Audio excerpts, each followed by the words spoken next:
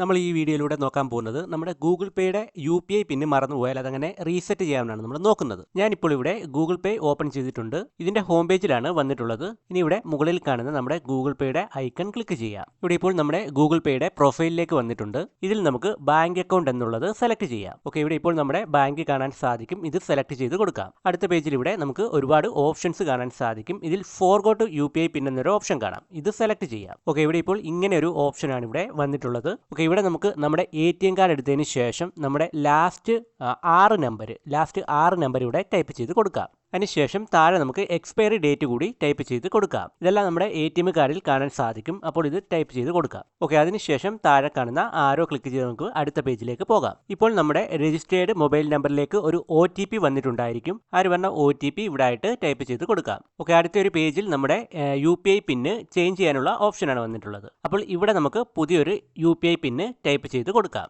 Okay, ഇവിടെ ഇപ്പോൾ re enter ചെയ്യാനുള്ള ഒരു ഓപ്ഷൻ കൂടി വന്നിട്ടുണ്ട്. അപ്പോൾ നമ്മൾ ടൈപ്പ് ചെയ്ത UPI പിന്ന് ഒന്നുകൂടി ഇവിടെ ടൈപ്പ് ചെയ്ത് കൊടുക്കാം. ഓക്കെ, അതിനുശേഷം ഡൺ ക്ലിക്ക് ചെയ്യാം. ഓക്കെ, അപ്പോൾ ഇത്രയേ ഉള്ളൂ, നമ്മുടെ UPI പിൻ ഇവിടെ ചേഞ്ച് ആയിട്ടുണ്ട്. അപ്പോൾ ഈ വീഡിയോ നിങ്ങൾക്ക് യൂസ്ഫുൾ ആയിട്ടുണ്ടെങ്കിൽ വീഡിയോ ലൈക്ക് ചെയ്യുക, ചാനൽ സബ്സ്ക്രൈബ് ചെയ്യുക.